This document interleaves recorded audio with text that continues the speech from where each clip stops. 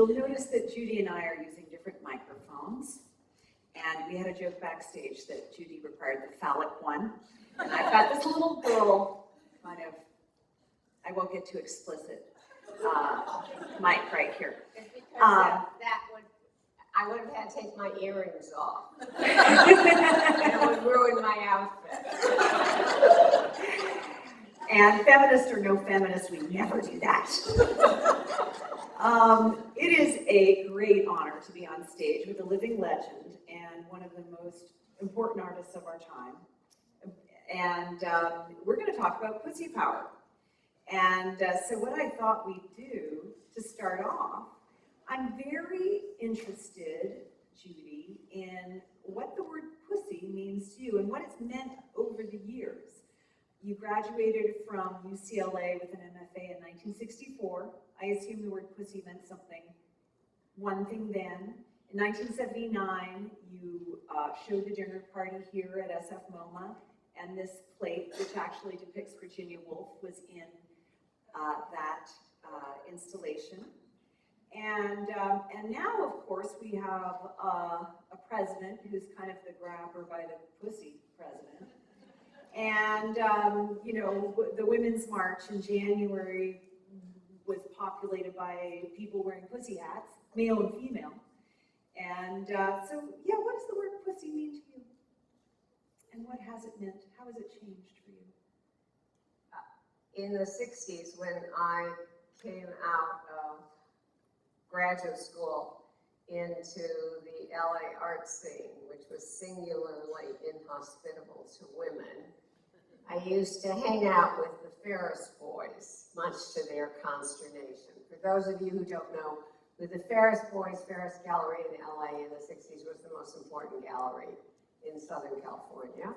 And it was full of guys who had a propensity to do ads, like Billy Al Bankson with his motorcycle, Kenny Price on a surfboard, Larry Bell with a cigar, and they used to hang out at a place called Barney's Beanery, and I would hang out with them. And if they wanted to put each other down, they called each other pussy. Don't be a pussy. So I got a clear message that being a pussy was not a good thing. But the problem was, what do you do if you have one?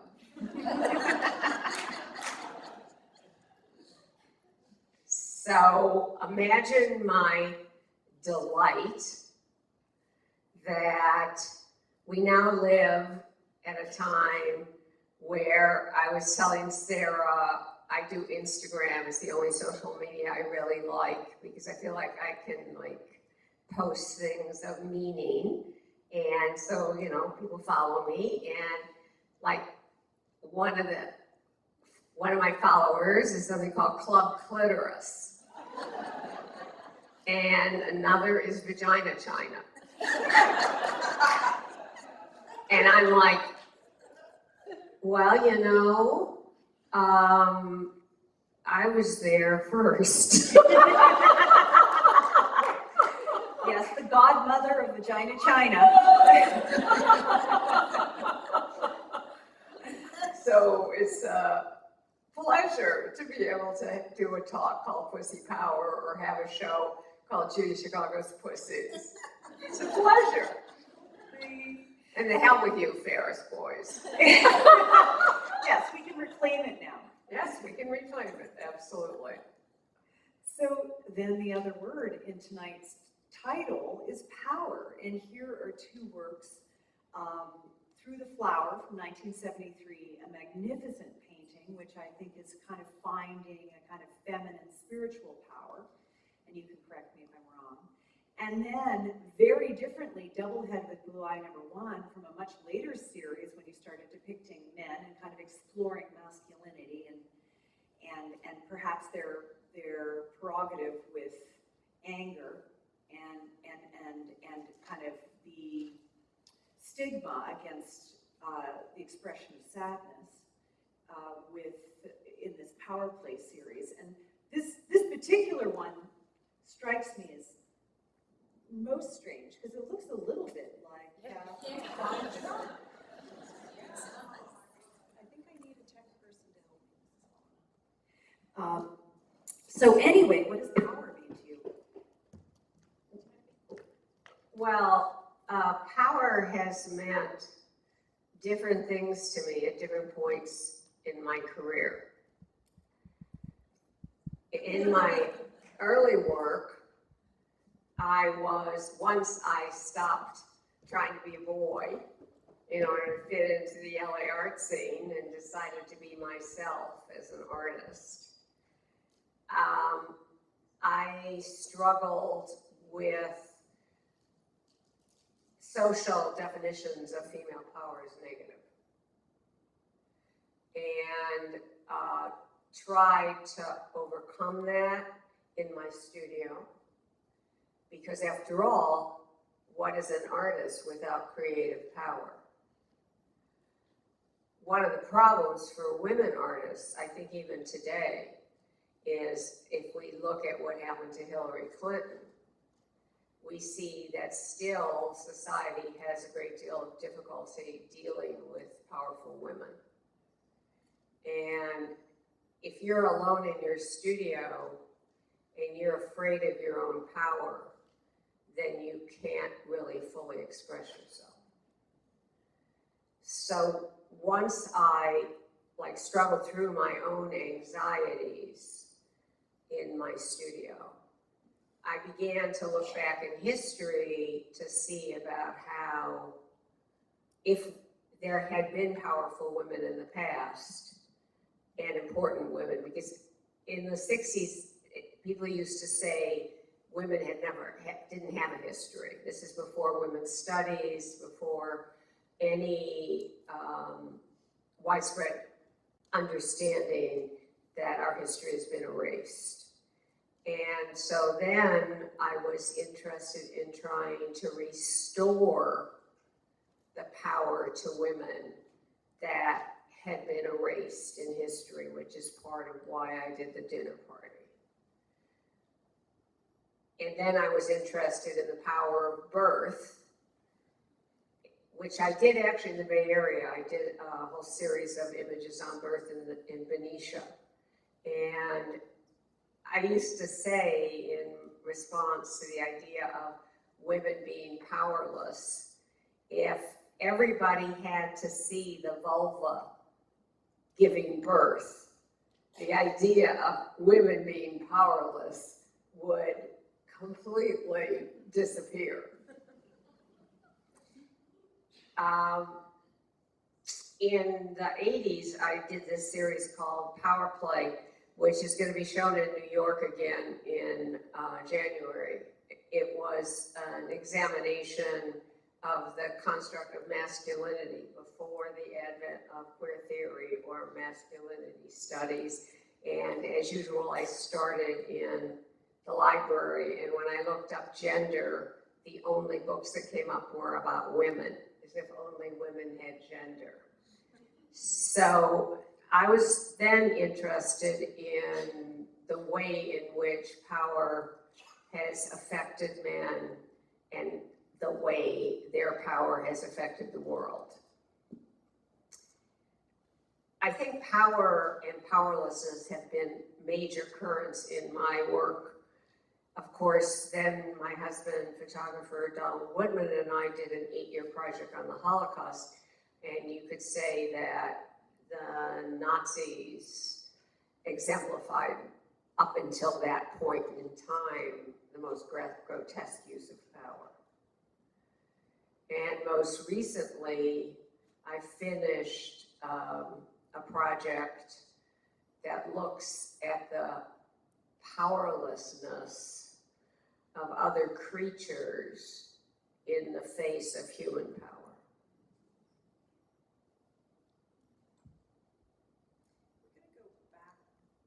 We're going to go back to the beginning. Sorry, I thought I still had the other mic on. So, tell us, what's a nice Jewish girl doing with a name like Chicago? Well, like You were Cohen, I and come from a long line of rabbis. Yes, I was born 23 generations. 23 generations up until my father, who broke away and eschewed all things Jewish, was a Marxist and a labor organizer. And when Donald and I were doing research on the Holocaust Project, I was telling Rabbi, because we consulted a lot of scholars and a lot of people in and out of the Jewish community before we started even making any art. I was telling him about, my lineage back to the Vilna Gaon, and my father, and he said, "That's all right, Moses was the first labor organizer." But, okay, so I got to LA when I was 17 to go to UCLA, and from Chicago, and I brought this incredible Chicago accent. I had a proto-feminist consciousness, and so I kept my maiden name even when I married my first husband, Jerry Garowitz. But then I noticed that there were a lot of Cohens showing. So I decided to use his name, which was more unique. So the thing is that when I was in my first gallery, Ralph Nelson Gallery, it was a time in LA that a lot of artists had underground names. And my first dealer used to call me Judy Chicago because I had such a strong Chicago accent. And I don't know if you know who Ed Richey is, but he was Eddie Russia, and Larry Bell was Ben Lux. And we all listed our names in the phone book under our underground names. It was like a thing. So then my first husband died. I was 23 years old. And people would come up to me and say, "I knew your parents," but they weren't my parents, they were Jerry's parents. So I felt like I didn't have a name. When, at the end of the 60s, I decided to make a radical change in my art making and be myself as a woman and try and figure out how to create a feminist art practice and also how to develop a form of art education that was more appropriate for young women, where they didn't have to do what I had to do, which was to eschew any indication of gender in my work. I wanted to make a public statement about the fact that I was changing directions. Also, the early days of the women's movement, we didn't really have our own forms, and we kind of borrowed from the Black Panthers and stuff, so it was like really radical. Took out an ad in art form, changed my name. But the thing is that it became my name, and it became symbolic of what I was setting out to do. But here's the thing. Do you know the stupidest thing that anybody ever wrote about me? I'm sure there's a lot of really There stupid is stuff a lot of stupid writing. So what's the stupidest? This one of the two stupidest. The other one is when somebody asked me how I got holes in the needlepoint canvas for the needlepoints in the Birth Project, the implication being that I had a slave labor factory where people were punching holes in the needlepoint canvas. Anyway, no, that was one of the stupidest. The other stupidest thing that somebody wrote was that I changed my name to Judy Chicago, so my initials would be JC. And this was just their supposition. This was their supposition. They didn't bother to go back and find out what my name was, except for my initials were, except for that very narrow window of time when I mistakenly were used my first JC. Right. And just to explain the images, here on the left we have an invitation, and on the right the Art Forum ad, in which Judy declares that she's renouncing patriarchy and taking on a name of her choosing rather than those of her late husband and at that point late father. Yes. I just love the box boxer image. There we go. And you are very much a fighter. Yes, but you know, this is how myth happens, okay? The story of the boxing ring ad, I had a dealer named Jack Glenn, whose family in Kansas City made their fortune by developing the system of putting names on like bowling shirts. And you know, I told you about how all the Ferris boys, you know, like did these macho posters for their shows, the studs and this and that. And so They Jack actually had did have a group show, those Couple boys, studs, called the right. Studs. So Jack came up with this idea for an announcement, and I thought it was hilarious because it was like a takeoff of the boys, right? Well, what happened was that Art Forum was in LA then, and the editor of Art Forum tried to get Jack Glenn to run the ad as full page, and Jack didn't want to pay for it. And so it was just a mailer. So Phil Eder published it as a full page ad in Art Forum for nothing. And it was right when women artists around the country were really getting pissed off at the sexism in the art world. And so it became like this kind of mythic thing, you know? And so, I mean, I would visit women artist studios, would be up on their walls, and I would meet male artists. They'd say, "You want a box?" Like, I'm like, I mean, I was like so not this. Well, but good on Phil Leader for giving you a free ad. I never knew that. That's awesome. Let's now go back a couple of years to your geometric phase when you're working with color and shape and exploring a kind of minimal aesthetic, but seeming to satirize it with titles like 3-Star Cunts, By then, the by the image time- on the left that's from 69. 1969, and A Study for Whirling Donuts, Yeah, 1968. yeah, in 1965, I would not have called that drawing 3-Star Cunts. I mean, by the time 1969 came around, I was already starting to make this radical change. And also, I knew that there was a lot of hidden content in this work, which, you know, you've particularly written very movingly about. At the time, it was not, this, people couldn't read this at all. They could not read it. And if they did read it, like, you know, I was doing these domes also at that time. If they did read it, it was like the reading Irving Blum from Ferris made of my domes when he called them, oh yeah, the Venus of Willendorf, which was not, you know, exactly, was not a compliment.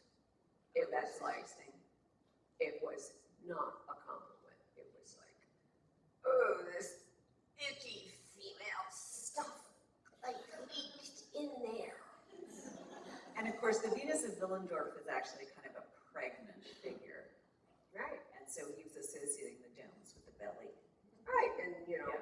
maternal, not exactly an image of a woman artist. Yeah. Right. And then I've got up here social protest versus ambiguity, because I think that's a tension that a lot of artists experience. And sometimes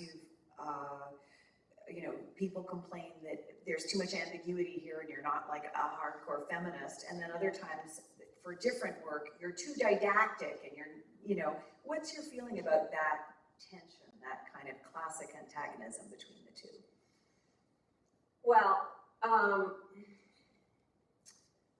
I very deliberately resisted doing openly political work because from the beginning, from the time I started studying art, as you know, at 5, and I always wanted to be an artist, I always wanted to make a contribution to art history, I wanted to become part of art history, it was one of my singular goals. And I wanted to make art that transcended the time in which I lived, as opposed to making art that was specifically linked to political times. And even, I even had a round with the Brooklyn Museum around the dinner party when they rehung the heritage panels that explicate the women on the floor in front before you saw the dinner party, and I made them take them down, because I said if I wanted to make a didactic piece, I would have made photo murals with text. I made a work of art that when you leave it, and if you're curious about the names on the floor, the heritage panels are there for you to investigate. But by putting them beforehand, it totally changes the experience. So, you know, people say things all the time. If they don't like something, you know, they come up, it's like, you know, whatever. I'm with you. I'm with you. So, Morning Fan, which you can see at Jessica Silverman Gallery, is a really awesomely beautiful, monumental it's big. painting. It's 5 feet by 10 feet. And you went to auto body spray paint school and were the only woman in a class of 300 men, 250 men, learning how to spray paint to make this kind of perfect painting, which is very sensual and seems to have kind of some pent-up sexual desire in it, and even has that kind of vanishing central core for which you're famous. And I was wondering if you could tell us a little bit about making this work in Fresno. Yeah, I was, this is from a series called Fresno Fans, and I did 2 series while I was there. That was the year I started the first feminist art program. And one of my goals, as I said before, in starting that program was to help young women become professional artists without having to deny their gender as women, which I had to do in my education. You know, my math professors made it very clear that they didn't want any gendered imagery in front of their face. And, you know, so even though I was making this radical departure, I had built a language already in the first decade of my career. I had done a lot of work on color. I had built sort of the formal building blocks of my career. And so even though I was giving permission to my students to openly express themselves as women and to work with whatever materials that they were comfortable with, I, in a way, had already distanced myself, and I was trying to find my way back and to bring together my formal language with my real content. But you want to know something, you know, again, I've been talking about this because this work was in storage for a really long time. It wasn't until the Getty Pacific Standard Time that brought attention to all this early work. And at the time, nobody could read the content of this work. But here's an amazing story. In Pacific Standard Time, one of the paintings in the other series from the Flesh Gardens was in the Getty show, and some of my male peers objected to it. Not minimal enough. Amazing. Too sensual. What? Yeah. Not So, conceptual and dry enough. right. So even in 2011 and 12, They're still clinging on to an old aesthetic and alibi. yeah, but they at least, you know, so now they saw it, but it was unacceptable. Amazing. Well, thank God younger generations of artists and art critics and curators look at things differently. Yeah, that's what happened, actually. and it was just blew me away that people started reading this work. Yeah. Well, and I think it is not hard to understand how the dinner party changed people's consciousness. And, you know, you look at the careers of people like Louise Bourgeois. She did not really have a major show in New York until 1981. After this, and it was all of that decades of work that had been ignored. And I think that maternity and motherhood is a huge theme in Bourgeois' work. you know? Yes. And it was really beyond the pale and not acceptable within the canons of contemporary art or even art history until after we looked at a lot of vagina china. Well, the dinner party, of course, was in New York in 1988 at Brooklyn, and at the Brooklyn Museum. But I just want to make a quick segue about the subject of motherhood and maternity, because when I was working on the birth project, you know, Frida Kahlo wasn't that well known then, and my birth painting was not well known. And I actually thought there were no images of birth in Western art and contemporary art. And like 2 years ago, there was a show in Milan curated by Massimiliano Gianni, who's the head curator at the new museum, called The Great Mother. And it was an unbelievable show. I discovered, because you know, I knew all about, from doing all the historic research that underpins the dinner party, I knew all about the erasure of women's achievements from history. What I didn't know was there was a whole other form of erasure that had to do with subject matter, you just touched on it, that has not been considered important because it's what women do. There is a huge amount of work on the subject of birth. Huge. It just blew me completely away. Okay. I'm just going to assume that everybody knows what the dinner party is. Okay? If you don't, you could stand up and say, I don't know what the dinner party is. Could you please tell me? Okay? And it is on permanent display at the Brooklyn Museum of Art. Right. And next time you're in New York, you must pay homage. Make a pilgrimage. This is not the usual shot of the dinner party. The usual shot of the dinner party is looking at it as you walk into the room that it is installed. I wanted Sarah to use this particular picture, which happens to be the only overhead shot of the dinner party for the following reason.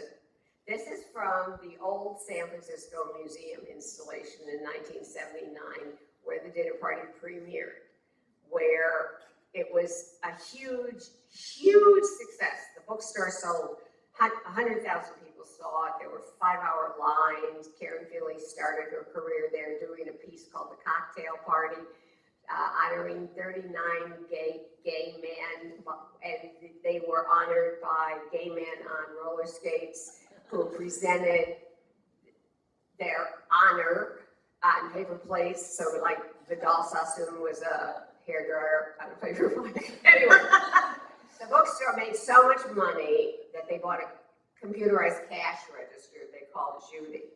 But anyway, Beautiful. anyway, so the piece was installed. There was, you know, the press preview. There was a huge amount of media, and a Life magazine photographer came to photograph the piece. Number one, he wanted me to get in the middle of it, and I said no. And he said, Life magazine might not reproduce it. And I'm like, you know what? I'll live without Life magazine. Anyway, but the thing is there were rafters above in the rotunda, like a walk space, and he weighed 300 pounds, the photographer. And the museum made him sign a waiver saying that if he fell down on the floor, on the heritage floor, and broke it, they would be liable for the entire cost of the whole dinner party. That's why I wanted you to show that piece. That was hysterical. It was so funny. And here we are in San Francisco, so isn't it fitting?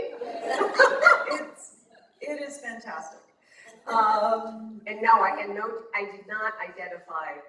I got a sneak preview of your question. Okay, well, hold on. Let me just say, because one of the, it's marvelous to see Judy's drawings of and studies for the plates. And there is a beautiful color drawing for Judith, the place setting you see here. And of course, you are Judith. Yes, I am. And I'm just wondering if this is a self-portrait. No. I mean, first of all, I told you my father eschewed all things Jewish. You know, I grew up without knowing I grew up in a secular Jewish household. You know, it was only when Donald and I embarked on the Holocaust project that both of us grew up in the same kind of household, so I didn't have a lot of Jewish consciousness. I didn't know anything about Jewish history, but the dinner party tells what I set out to do was to tell the story of the history of Western civilization as we all had learned it through a series of heroes representing different times. So I had to have somebody to represent the development. Saved Israel. Right. Yeah, by cutting off the head of. Holofernes. Thanks for pronouncing that for me. Yes. So, she's a great Jewish heroine. So I thought she would, so it's like, okay, there was Moses in history, and there's Judith in her story. Yeah, and she's got a knife coming out of her big J. Well, that, of course, is a reference to Holofernes. And actually, that Hebrew that goes down the side says Judith, heroine of her people.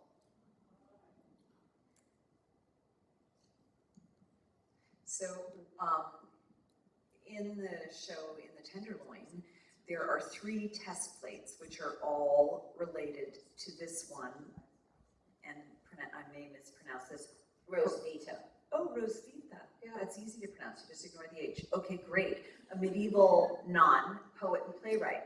Unclear if she was actually a nun. It was a period in time when where the convent actually became a place, an alternative to women who may not have wanted to marry and lose their fortunes. And also to be educated. And to be educated and to be able to practice, in her case, writing.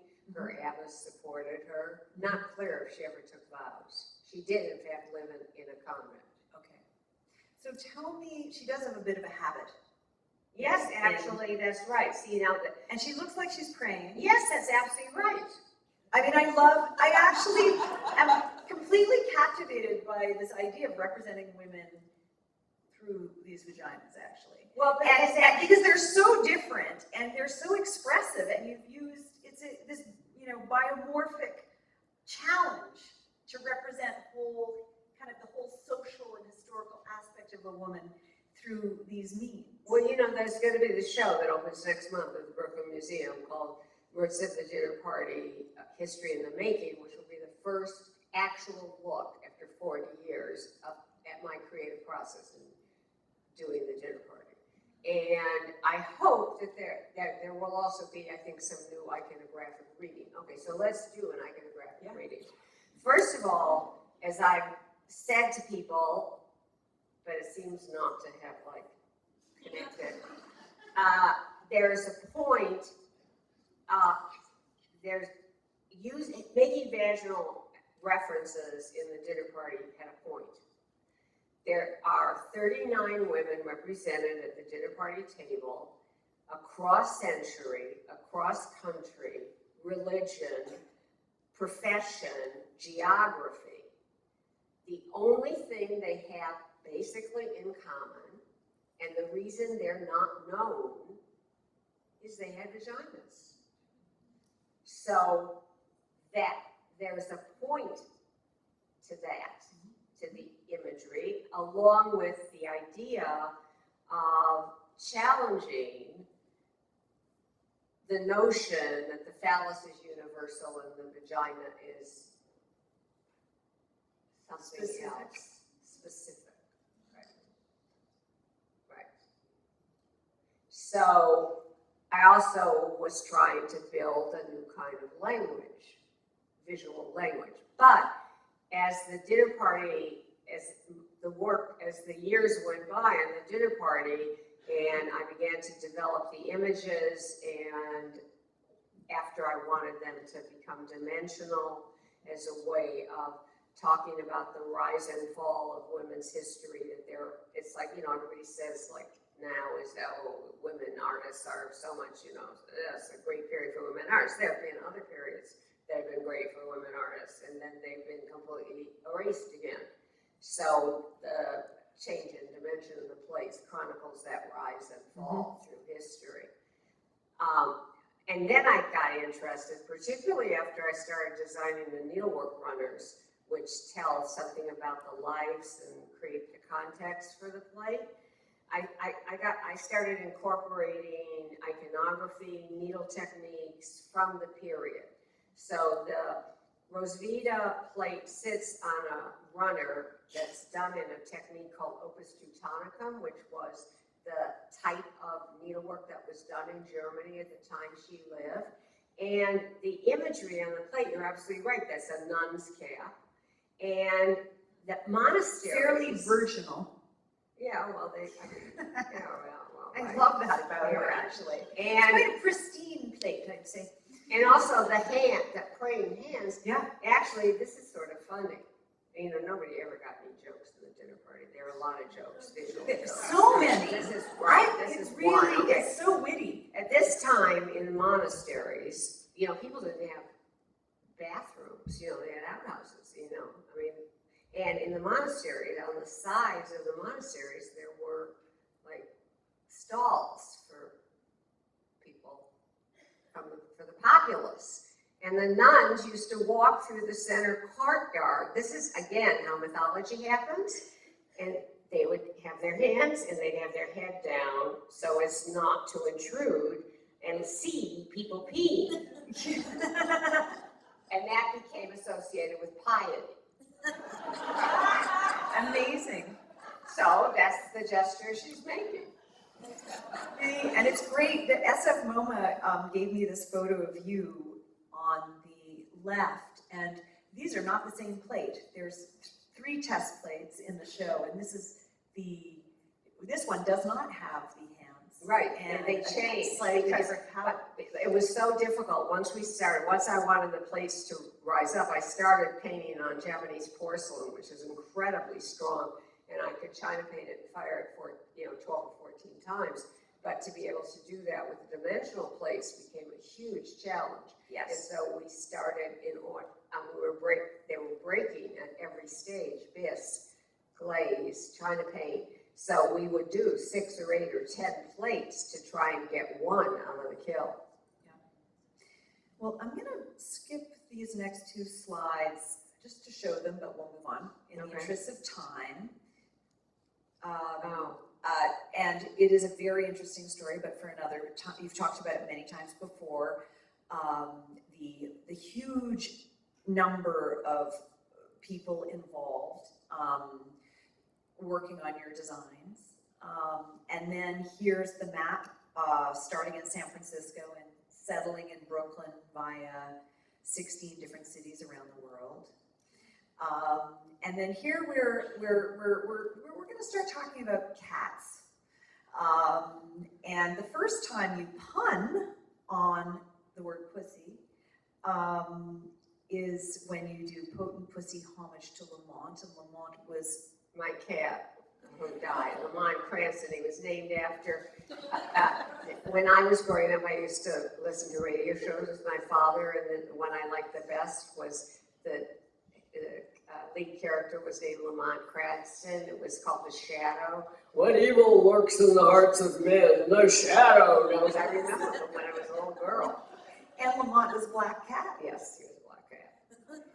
And are these cat's eyes, or are they central core They're images? both, actually. They're actually both, because they're like 3. And the reason, actually, it was really interesting when Jessica and I were working on what to show, and she wanted to show this series called Kitty City, and I'm like, people aren't going to have any context for it in the Bay Area. I haven't had a show since the dinner party, how did she get from the dinner party to Kitty City? And so we started looking at my flat files, and we realized that this overlap between pussies and pussies goes back a long time.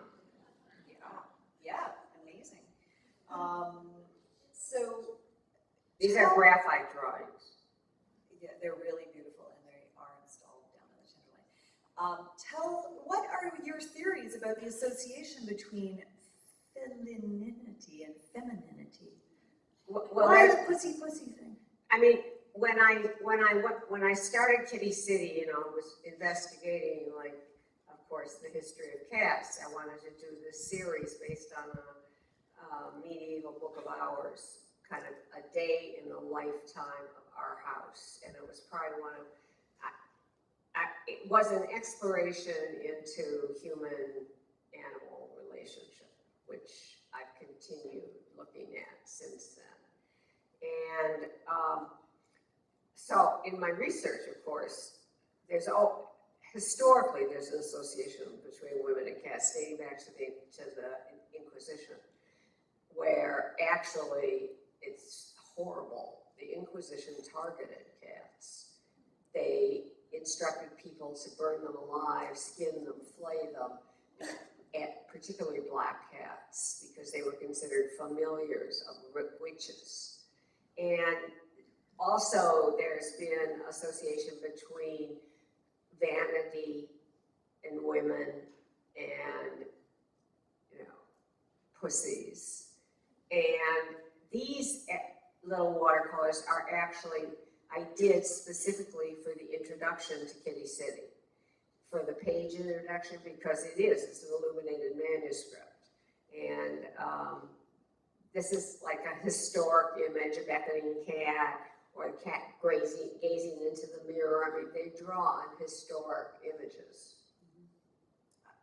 They're magnificent. I'm a cat lady, and I'm actually going to demonstrate my cat ladiness, because test me on this. These are Judy's cats from this period in the early 2000s, and I believe we have Pete and Repeat on the ottoman. Wait, no, don't. Okay. Because I'm pretty sure I know this. Inca is the black one, Trio's the ginger, Milagro, named by Donald, is up in a painting of himself. She lived in Donald's office. Up And so up she a was step. very isolated. The rest of the cats were all very companionable. And that's Romeo. That's Romeo. And that is Veronica. I knew that. I was going to say that. And she's kind of already deceased in this picture. The only cat she died while I was doing Kitty That's why City. she's kind of drawn in a different way. Yeah, She's the ghost of Veronica, is up on the top of the chair. Yes, that's right. I was so proud that I figured out who Good all the cats reading, were. Sarah. But so tell us what's going on here, because it is a book of hours and it is documentation. It's interesting you did the birth project and you've represented women in different ways. This is really a representation of family. Well, it's also about something everybody knows if they're close to their companion animals, is that human beings are not the only creatures that individuate. Like our cat sitters always used to complain because they couldn't keep track the different cat treats that they had to give if we traveled. They'd have to feed the cats and give them treats because they all like different treats. Just like people, they had their own tastes. Yeah. And so, I mean, Kitty City is like an exploration of our relationship with the cats, their relationships with each other, what they do all day. I had, because like David Hockney has done a lot of drawings of his dogs, but they're usually sleeping because, animals really don't pose, especially not cats, unless they're asleep. So like I had to get up in the middle of the night. I had no idea what they did at 2 a.m. And since I was chronically a day in the life of our household, I found out what they play at 2. They carried on at 2 a.m. We're sleeping, then at 6 a.m. they'd all come in and say, wake up, wake up. So, Kitty City chronicles a day in the life of our household, and it's about, I guess it is about family. Of course it's about family. They're very loving. They really are. And of course, there's moments of anthropomorphism with regard to the mirrors. Less so here, perhaps, except they do have these kind of intense stares. They're making that kind of soulful eye contact. Oh, yeah, right. Well, because they're looking at you, it's a way of individuating them. Instead of drawing them like this with their head in there, I tried to paint them as individuals. Yeah. And, you know, the other thing I think is that I think I was trying to suggest that we have a very limited and often horribly exploitative relationship with most of the creatures on the planet. We look at them as being there for us. And I think I was trying to introduce the individuality of our cats as a way of introducing discourse about other species and the right of other species to live their species lives independent of us. A theme that, as I said, I've come back to in my most recent project. And we will open to questions, but just one last query, because you have a whole history of working with having a different attitude towards nature and being very critical of the male earthworks, let's say, that would bulldoze and damage environments. And when you did your smoke pieces, let's say, and Judy did one of her smoke pieces at SF MoMA back in April, I believe, but you've also done them out in broader natural environments. Yeah.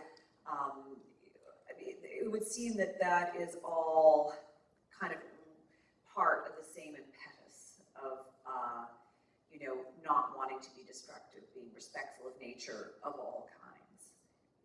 Well, see, I mean, that's, for me, feminism, being a feminist, is about having a different point of view.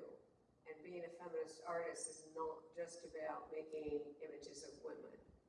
It's about bringing a different philosophy to bear on how we live our lives, how we interact with each other, how we treat the planet, how we treat other creatures, bringing respect and making space for every voice. It's an upending of the values of the world in which we live.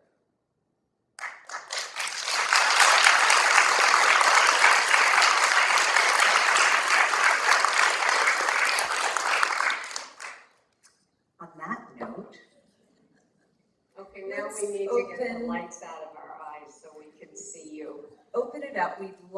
Judy would love comments, questions.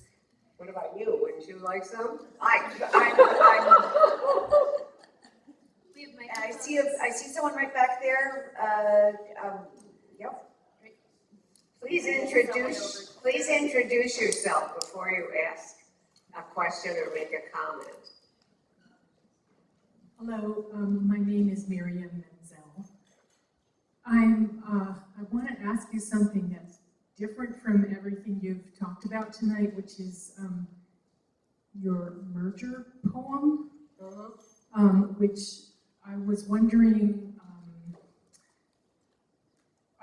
I heard about it through liturgy in synagogue, and I'm wondering whether that was your intention or something you had in mind when you wrote it, or was it a surprise to you that it has Got become... incorporated into liturgy? Yes. Yeah, it was a huge surprise. In fact, actually, somebody told me that they didn't have any idea I was an artist. They thought I was a poet because they had encountered the merger poem in liturgy. It's not just Jewish liturgy either. It's across religions, which is interesting. I wrote the merger poem when I was working on the dinner party.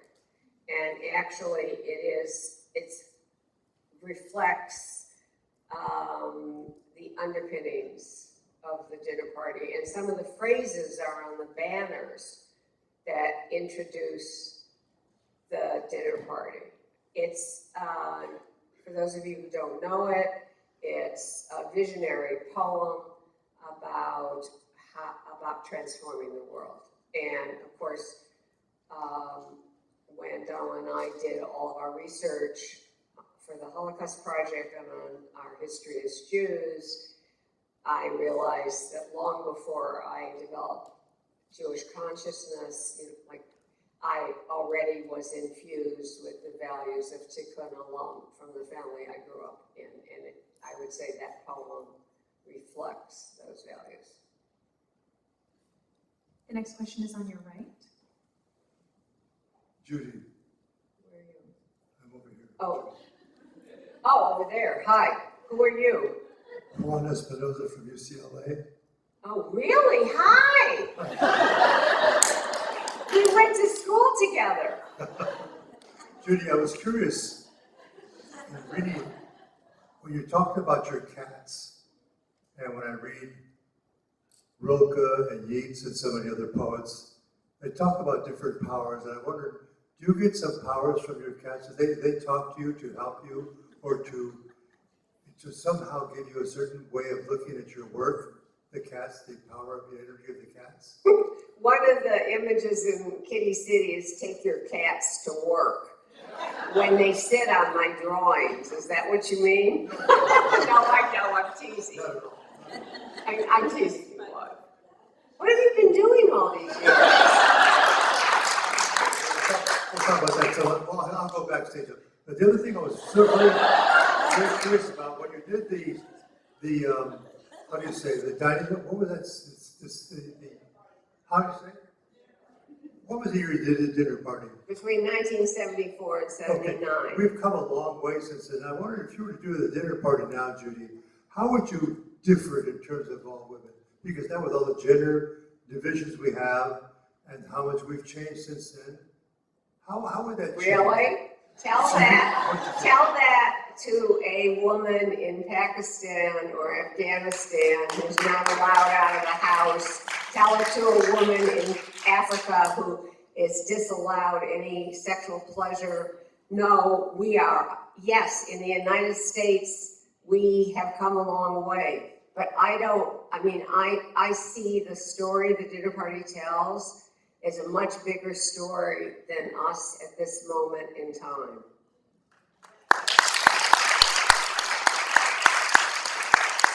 The next question is on your left. Hi, it's Judy. I'm Bianca Taylor. I saw the dinner party in the Brooklyn Museum when I was there last summer, and it was really incredible. Thank you. My question is, what is something about the art world today that makes you hopeful? What is it about the art world now that makes me hopeful? What is something? Can you think of, is there anything about the art world that makes you hopeful?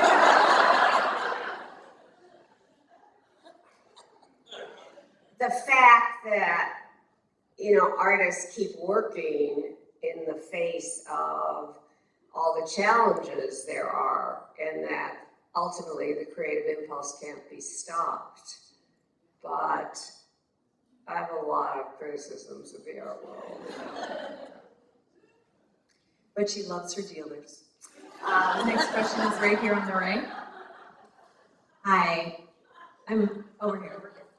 Over this It's side. really hard because the light's in my eyes. Yeah, I'm okay. Julie Mills, Okay, and hi. I'm wondering if when you were at UCLA as a student, if you faced pushback and discrimination from professors for trying to do feminist art.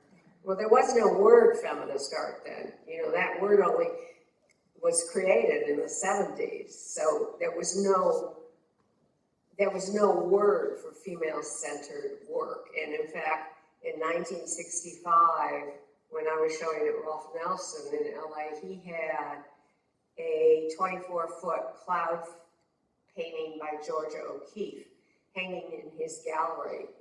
It was for sale for $35,000 and there was no interest whatsoever. And I grew up in a family that believed in equal rights for women. I was very, very fortunate. The bad news is they forgot to tell me the rest of the world didn't go along with that. So I get to UCLA and I'm this ambitious young woman, and I minored in philosophy, and I'm sitting in a philosophy class and I raise my hand to ask a question, and the professor does not call on me. He calls on every guy who's got his hand up. And I'm like waving my hand until I got so embarrassed that he had to call on me. Yes, and I got sexually harassed out of becoming a pyrotechnician by the guy who owned the fireworks company, and the most important curator in Southern California saw a piece of mine in my studio in Pasadena that went on to become a legendary piece, and he refused to look at it. Why did he refuse to look at it? Well, Judy, he said, you have to understand, women in the 60s were either groupies or wives of artists. And what was I supposed to make of the fact that you were making art that was stronger than the men's? I had to avert my eyes. And he actually thought I would say, oh, Walter, I understand. That was Walter Hopps? Yes. That was Walter Hopps. The next question on stage. In front. I want to thank you so much. Who are you? I'm Beatrice Bowles. I'm a writer and a storyteller. I live here. I saw the dinner party all those years ago and never got over it, so it's a thrill to have you here. But most of all, for lifting off the curse of Eve, that we're punished for sin, curiosity, and wisdom, and making pleasure and ecstasy so central. This amazing capacity, despite Trump, despite everything, it's rising. And that is a great tribute to you. Thank you. Thank you very much.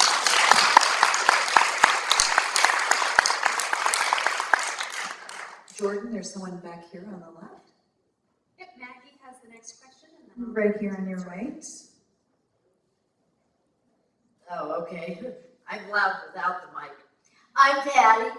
I'm an alum from the California Institute of Integral Studies, which had the first women's spirituality PhD.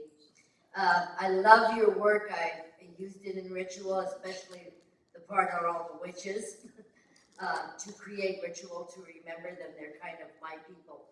I'm always really impressed by the books you put out that go with all of your different art installations. So I'm looking forward to the next book. And I wonder what inspires you to do the books along with the projects. I wrote my first book because of Anna East Nin, the writer, the diarist. I have that. Yeah, it was a time I was really struggling with the idea of, could there be a female aesthetic, and if so, what that might look like, and she helped me a lot, and I had all these thoughts tumbling around in my mind, and she said, you can't live through everything, but you can write through everything. Then I wrote about my work because nobody else would write about my work. Now I'm not writing about my work anymore because there are all these other people who are writing about my work. so we have time for one. Good. Okay. This will be the last question. Okay. Hi Judy, I'm Tanya Oaksburg. So I'd like to just tell the audience that you were an inspiration for another exhibition in San Francisco that came out last year, the Fuck You in the Most Loving Way show. And I just want to thank you because of your input, we were able to expand the show, and we had this piece called Revisiting Woman House, which was, I don't know if everyone knows, that Judy was the co-director of this historic exhibition called Woman House, famous art exhibition, which we didn't talk about today, but probably didn't have enough time. And so my question is really, what are your thoughts about education today for young women?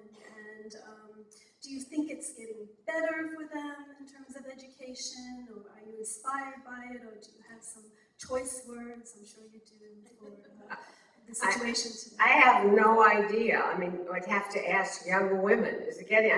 How many young women are here? Raise your hand. Quite a few, I think. Yeah, so are you happy with your education? Is it meeting your needs? If there are young women artists or women students, art students, are you getting what you need from the art school? What? Yes. I was actually a feminist modern art history major. Oh, could you bring her? Yeah. So she was a feminist modern art history major, and so Okay. it's great you can be a feminist art history major. Yes, actually. Actually, I interned at National Museum for Women in the Arts. So next time I'm home, I'll go visit it. I